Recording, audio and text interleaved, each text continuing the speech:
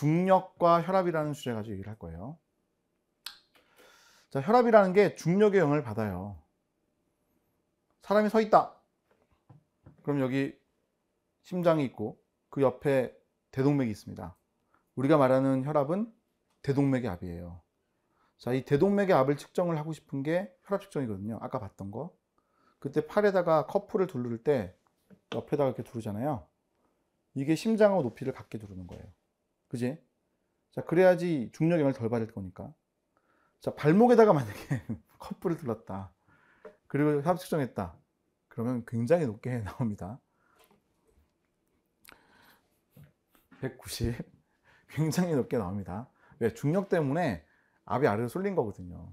그지? 그래서 혈압을 측정할 때는 높이를 같게 측정을 해야 되는 거예요. 중력 영향을 받으면 아래쪽에 있을 때는 높아질 수밖에 없으니까요. 그럼 거꾸로 팔을 들어 올리고 측정하면 어떻게 된다고요? 네, 압력은 떨어질 수밖에 없는 거죠. 그래서 동맥압은 뇌동맥압은 78 이렇게 되어 있는 겁니다. 알겠죠? 이해가세요? 자, 그럼 우리가 혈압 유지한다는 얘기를 뭐 이렇게 많이 얘기를 했어요. 지금까지 뭐 되게 많이 얘기했잖아요. 혈압 유지한다. 뭐 그게 수축기압 120, 뭐 이완기압 뭐 80, 평균 동맥 93이야.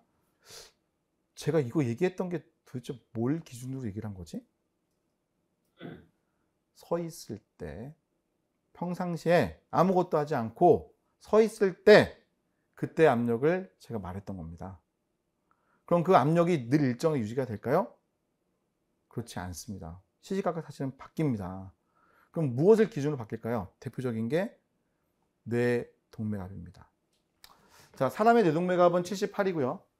이거를 유지하기 위해서 밑에 있는 혈압을 93, 평균 동맥 유지를 했던 겁니다. 자, 이게 좀 이해가 안 가면 옆에 있는 길이를 보면 되는데, 자, 길이는 뇌동맥압 일정한 거 볼 수 있죠? 그죠? 고개를 숙일 때나 고개를 들 때 뇌동맥압이 일정해요. 뇌동맥압은 고개를 숙일 때 올라가야 될 것 같아. 중력의 영향을 받으니까. 근데 아니야. 똑같다는 거 98이야. 그지? 자, 오히려 아래에 보시면요. 심장의 혈압이 바뀝니다. 고개를 들었을 때는 98을 유지해야 되는데 압력이 떨어져 버리니까 안 되겠다 해서 심장에서 압력을 올리는 거예요. 220까지 올려버리죠. 그죠? 고개를 숙였을 때는요. 180까지 떨어뜨려 버려요. 그래서 결국 뇌동맥압을 일정히 유지한다는 걸 알 수가 있습니다. 그럼 왜 뇌동맥을 유지를 하려고 할 거예요? 우리가 지금 알고 있는 뭔가 상식이 좀 어긋나는 얘기야 지금 다. 그지? 근데 이게 사실은 진리라고. 자, 그럼 뇌동맥을 일정히 유지하려고 하죠? 뇌는 소중하니까. 그지? 자, 뇌가 모든 일을 하잖아요. 뇌동맥은 모든 일을 하거든요. 아니, 뇌는 모든 일을 하잖아요. 혈류량이 일정히 공급돼야 돼요. 산소가 일정히 공급돼야 돼요. 일정 공급 안 되면 뇌세포가 금방 죽어요. 뇌출혈이라는 거 병 있잖아요. 뇌에 출혈이 생긴 거예요. 그러면 혈액순환이 안 되는 거잖아요. 산소가 공급이 안 된다고요. 그럼 불과 1, 2분만 지나도 뇌세포들은 죽기 시작합니다. 그럼 뇌 죽으면 뭐 생명체도 죽잖아요. 그지? 그러니까 그쪽의 혈압을 늘 일정하게 유지를 하려고 노력을 한다고 보시면 되겠습니다. 알겠죠? 그럼 우리 사람도 그러냐? 네, 그렇습니다. 누워있다가 일어나잖아요. 그럼 어떻게 돼요? 혈압이 뚝 떨어지죠. 누워있다가 일어나면 혈액이 아래쪽에 쏠려있기 때문에 혈압은 떨어지거든요. 그럼 뇌는 큰일 났잖아요. 그래서 압수용기 반사를 해. 대동맥궁, 기억나시죠? 대동맥 지나는 거. 경동맥, 목을 따라서 뇌로 올라가는 동맥. 이쪽에서 측정을 합니다. 압을. 그래서 압이 떨어지면은 교감신경계를 작동시켜요. 정맥 수축, 심장박동 증가, 수준력 증가, 혈압을 올리죠. 그래서 혈류량을 뇌 쪽에 공급을 하려고 하는 거예요. 오케이?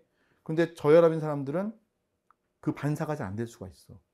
그럼 쇼크가 오잖아요. 쓰러지는 거예요. 알겠죠? 그러니까 이게 누워있다가 딱 일어섰는데 어질어질하다는 거는 내가 뭔가 몸이 안 좋은 거야. 그치?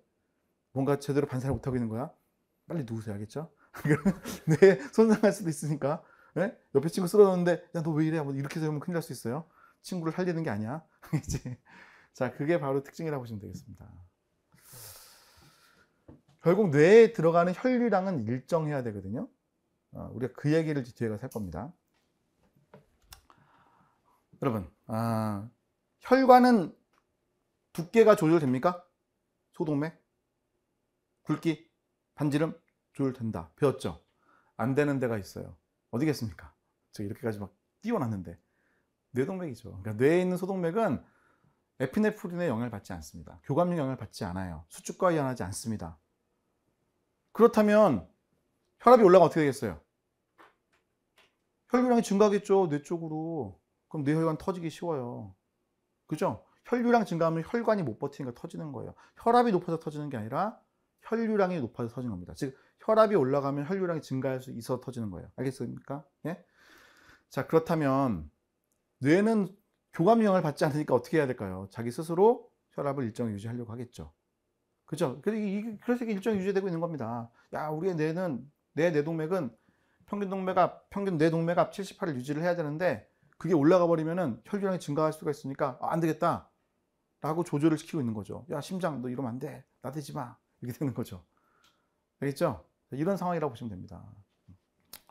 혈류량이 줄었을 때는 올리려고 할 거고요. 자, 보실게요. 자, 그래서 그런 측면에서 중력을 우리가 바라보셔야지 이해가 다 됩니다. 알겠지? 자, 혈압은 중력 영향을 받아요. 중력이 작용하면 심장보다 아래쯤은 당연히 올라가고요. 위쯤은 내려가게 되어 있습니다. 자, 그래서 이런 결과를 보여드렸고요. 기립성 혈압을 그래서 적어놓은 겁니다. 자, 아침에 일어날 때 갑자기 일어나면은 중력이 혈액을 아래로 당기잖아요. 그러니까 혈압이 떨어져 버리는 거죠. 그럼 뇌에 혈액 공급이 안 되는 거잖아요. 그럼 압수용기 반사가 일어나는 거죠. 자, 기립성 저혈압이 일어날 때 압수용기 반사를 통해서 극복할 수가 있습니다. 경동맥과 대동맥, 자, 이건 대동맥궁이라는 지역에 압력송기가 있어. 그리고 압력송기를 가지고 반사를 하는 거예요. 그럼 교감력 작동이 되는 거죠. 그죠? 그래서 심장 수축력도 세지고 정맥도 수축하고 심박수도 증가시키고 결국 혈압을 올리는 겁니다. 그게 뇌혈류량을 일정에 만드는 작업이다 라는 거죠. 이해가세요?